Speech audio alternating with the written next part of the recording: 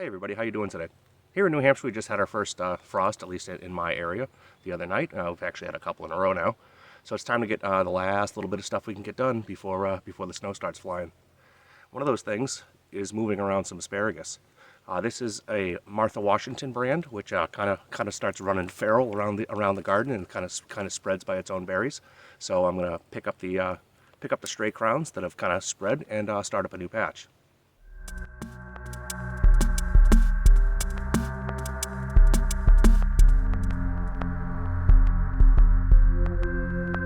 Now, before we go ahead and show you actually moving the crowns, which is probably the most common method of moving asparagus around, is I'm going to actually collect some seed. Certain varieties of asparagus will actually seed. Some of it has sterile seeds, but Mary and Martha Washington in particular are two types that will actually grow from seed. So the first thing I'm going to do is I'm going to collect some seed, not for myself, but to give to a friend, because it's a lot easier to transport than a crown. And then after that, I will take the crowns themselves and start up a new batch. Okay, first of all, let's take a look at my little asparagus patch here. I put these in 2 years in a row. I put in some crowns. I think I probably put in maybe 18 crowns total. And they've quite well filled out that bed here. But as you can see, they're also spreading. I have a couple over here, a couple over there. There's some farther over there. There's some far back there near the post. So it's time to get this stuff a little bit under control. The first thing we're going to do, though, is we're going to start collecting berries. You can see I have some green ones here, which we don't want to pick. Or what we're after is these nice red fellas right here. All right, so I just bought out an old little plastic bag here. We'll just go through, pick all these nice ripe ones. Some of these ones, yeah, looks like it's still got some seeds inside. Some of them have opened up. Like this one here is just an empty hulk. So anything that is not white is just an empty papery hulk usually. But we'll get all the red guys. All right, I think I've got all my red berries picked. I don't see any more in here. So for these ferns themselves that are totally out of control, I'm just going to cut them off right above the ground. Just get them right out of here.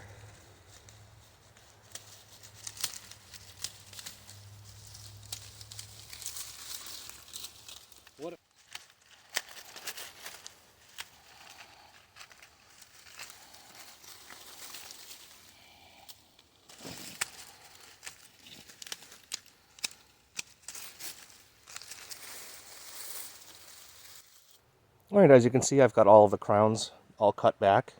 Oh, I missed one guy over here. But one thing that's important at this point is you don't want to have your asparagus be competing in the spring. So I'm going to go ahead and pull any grasses. There's some hairy vetch and some other things that have started to colonize in here. So I'm going to pull those out so they're not competing with our crowns next year. Okay, here we are back in the basement. And basically we're going to pop all these little berries open. As you can see inside, there are several seeds in each berry. So we'll get these guys all squeezed out.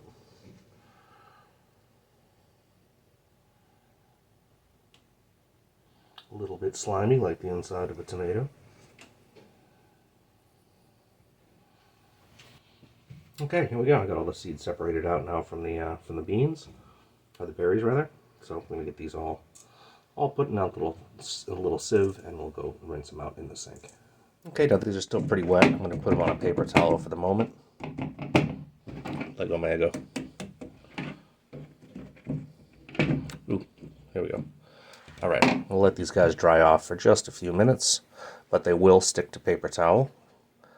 So I'm just going to wait for them to just barely dry up a little bit, and then we'll move them to something more suitable. Those are fairly dry now, so what I'm going to use is just a piece of parchment paper. Oh, I better hold it the other way or we're going to be in trouble here, aren't we? We can put a crease in it. There we go. Just get these guys all on here. Don't make it a mess. Just so that they don't stick. And now we just got to let them dry for a day. And they'll be ready for storage.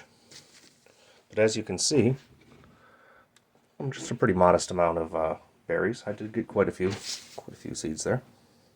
Okay, now it's going to be time to go ahead and move these ferns. First thing I'm going to do is, much like when I was cleaning up the bed, get these all cut off right down to the ground.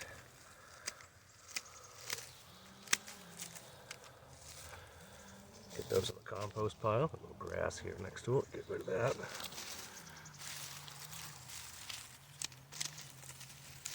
All right. Then we're going to go ahead and use our just regular garden fork. These things should have fairly deep roots.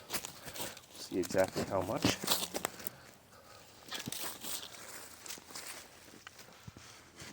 Trying not to step in my bed here. It's a little awkward trying not to get all that stuff compressed down.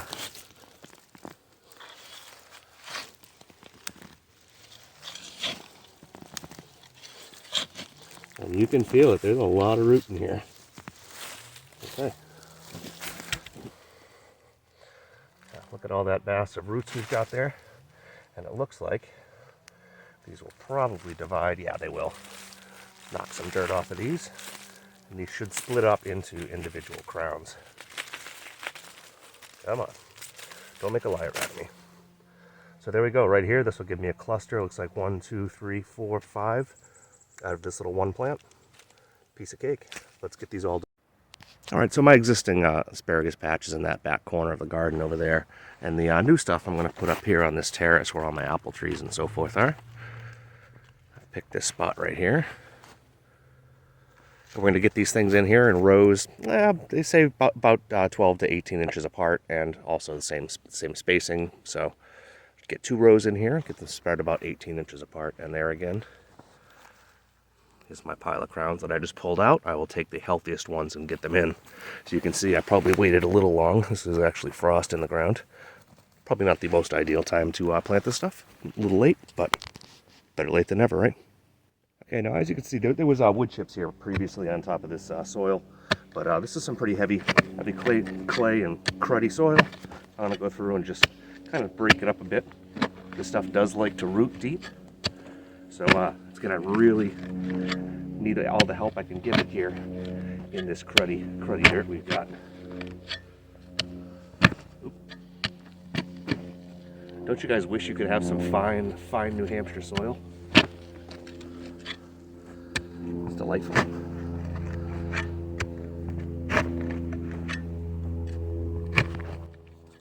Alright, well that was certainly some super fun digging. Now as you saw, this is really rocky garbage. So I'm going to add some soil on top. Put 2 rows in, like I said, one about here. One about here. And generally speaking, if you were planting this in better soil, you'd probably dig a trench and then put a mound in the center of the trench. Since this is garbage, I'm going to build up on top. So I'm going to build a little mound on it to place our crowns, and then put the crowns on top. So let's keep going. Wheelbarrow's frozen.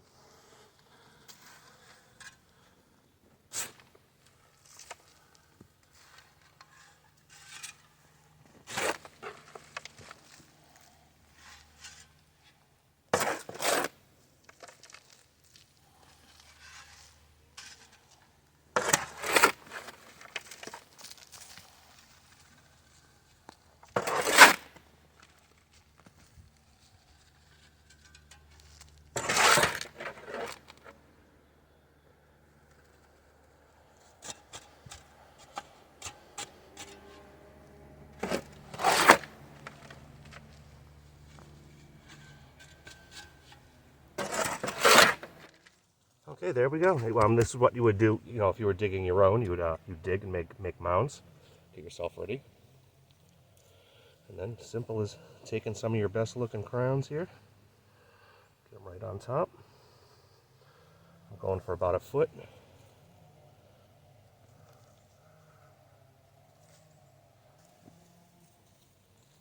And it's that simple, folks.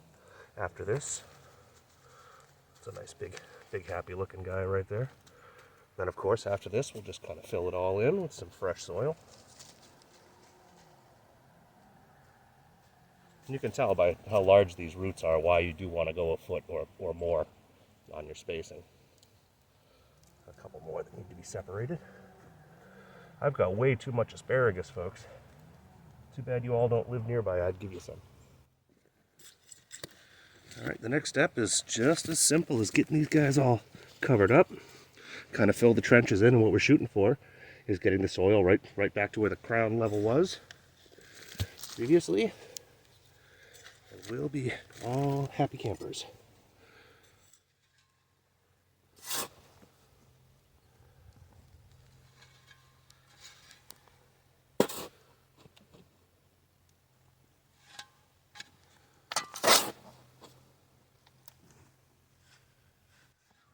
Okay, and there we are, totally buried in. So I ended up with 16 in this patch. I still have a bunch more. I gotta find another spot. But when speaking of spots, though, one thing that is important is these ferns do get to be about 3 feet tall. So make sure they're not going to shade anything. Like over here, I'm going to have some apple trees and stuff that I'm not really worried about, as well as some understory type bushes. So they'll all do just fine with this if they cast any shade. Last step, chip it with some of those wood chips. Get it all covered up for winter.